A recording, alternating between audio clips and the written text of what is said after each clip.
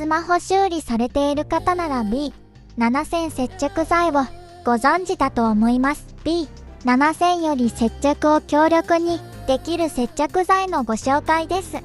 こちらは B7000 の特徴であるものを継承しております。まず第一次効果は3分から6分です。完全効果までは24時間から48時間です。耐久温度はマイナス35度から90度です。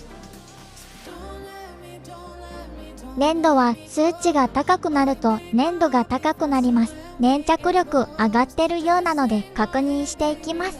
いつも通りの形で接着していきます。接着方法は右上の前回の動画をご覧ください。